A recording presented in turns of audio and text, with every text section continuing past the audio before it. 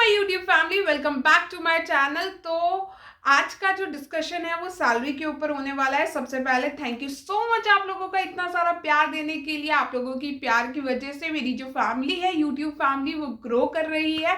और ऐसे ही अपना प्यार बनाए रखो और कमेंट बॉक्स में क्वेश्चंस पूछते रहो, मैं वीडियोस लाती रहूंगी। तो शुरू करते हैं। आज की वीडियो बनेगी हमारी सैलरी के ऊपर कि एक गवर्नमेंट असिस्टेंट प्रोफेसर की सैलरी कितनी होती है और एक प्राइवेट असिस्टेंट प्रोफेसर की सैलरी कितनी होती है, और मेरी सैलरी कितनी थी फर्स्ट सैलरी। तो ये सारी चीज़ों के बारे में हम आज डिस्कस करेंगे। तो सबसे पहले बात कर लेते हैं गवर्नमेंट असिस्टेंट प्रोफेसर की। तो गवर्नमेंट असिस्टेंट प्रोफेसर की सैलरी 75 to 80,000 के अराउंड होती है, डिपेंडिंग अपॉन आप कौन सी सिटी में हो और किस कमीशन के अंडर वो वैकेंसी निकली है। तो आप बात करते हैं प्राइवेट सेक्टर की। तो प्राइवेट सेक्टर में आपकी salary city to city, subject to subject, college to college differ करती है। तो उसकी कोई रेंज नहीं है। Someone is earning 30,000 a month, someone is earning 80,000 a month. तो सैलरी जो है वो वेराई करती है। अगर मैं स्टार्टिंग सैलरी का अगर एवरेज लूँ कि एक स्टार्टिंग सैलरी कितने के बीच में हो सकती है, तो I will say 30 to 40,000 net qualify करने के बाद। तो अगर आपने सिर्फ नेट क्वालिफाई किया है और आप जॉब के लिए देखोगे तो आपको 30 to 40,000 मिलेंगे। अब बात कर लेते हैं मेरी फर्स्ट सैलरी की। I don't know first salary बताना सही भी होता है या नहीं। सैलरी बताना तो सही नहीं होता और किसी को पूछनी भी नहीं चाहिए, बट फर्स्ट सैलरी मैं फिर भी रिवील कर देती हूँ। मेरी जो फर्स्ट सैलरी थी वो 35,000 पर मंथ थी और उसके साथ मुझे अकोमोडेशन मिली थी। तो कॉलेज का हॉस्टल मुझे मिला था जो कि 2 सीटर रूम था, बट मुझे सिंगल सीटर चाहिए था, तो मुझे 1,000 पर मंथ पे करना पड़ा for a single seater room. तो ये मेरी फर्स्ट सैलरी थी। और अगर मैं आपसे बात करूं कि आप पीएचडी कर चुके हैं तो आपकी सैलरी कितनी होगी, अब ये भी इस चीज़ पे डिपेंड करता है कि आपने कहाँ पीएचडी करी है और आप कहाँ पे अप्लाई कर रहे हो। ऑन एन एवरेज मैं बताऊं तो आपकी सैलरी वेराई करेगी 50,000 to 70,000 के बीच में, अगर आप पीएचडी होल्डर हो तो। Starting salary with experience obviously आपकी सैलरी इंक्रीज होती है।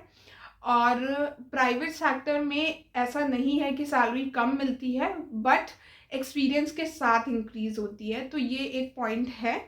अभी करंट सैलरी के बारे में I can reveal my current salary. Obviously experience के साथ सैलरी बढ़ती है, मेरी भी सैलरी इंक्रीज हुई है। मैं आपको आइडिया दूँ तो मैं ये कह सकती हूँ कि मैं एक रेंटेड अपार्टमेंट में रहती हूँ, वो भी फुली फर्निश्ड है, और उसके साथ साथ मेरे घर पे मेड है, कुक है, और मेरी कार है तो उसका पेट्रोल, सीएनजी, वो सब भी मेरे को देखना पड़ता है। और मेरी जो कार है वो ईएमआई पे है, तो मैं वो उसका ईएमआई भी पे करती हूँ, और उसके बाद भी जो है मैं ठीक ठाक अमाउंट अपना सेव कर लेती हूँ और थोड़ा बहुत इन्वेस्ट भी कर देती हूँ। तो इतना है कि चल रहा है सारा काम।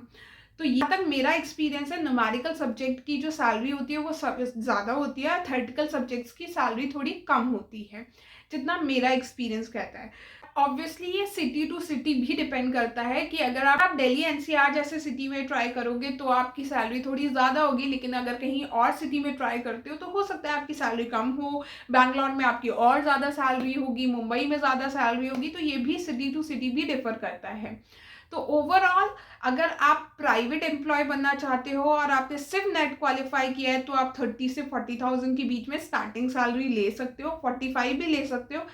जैसा कि मैंने कहा, ये सब्जेक्ट टू सब्जेक्ट भी वेराई करता है। हो सकता है जो साइंस बैकग्राउंड के बच्चे हों उनको ज़्यादा मिलती हूँ। मैं कॉमर्स की हूँ और मेरे पास अकाउंट्स एंड फाइनेंस सब्जेक्ट थे, तो मेरी 35,000 सैलरी थी, विद अकोमोडेशन था। तो मुझे ठीक ठाक सा ही लगा, बिकॉज 45,000 के अराउंड आप समझ सकते हो उस टाइम भी मिल रहा था मुझे। फिर उसके बाद मैंने जब अपनी सेकंड जॉब स्विच करी तो मेरी सैलरी में इंक्रीमेंट हुआ। कितना इंक्रीमेंट हुआ ये नहीं बता सकती, बट इतना है कि अच्छा खासा मेरा घर चल रहा है और उसके अलावा भी मैं थोड़ा सेविंग और इन्वेस्टमेंट कर लेती हूँ।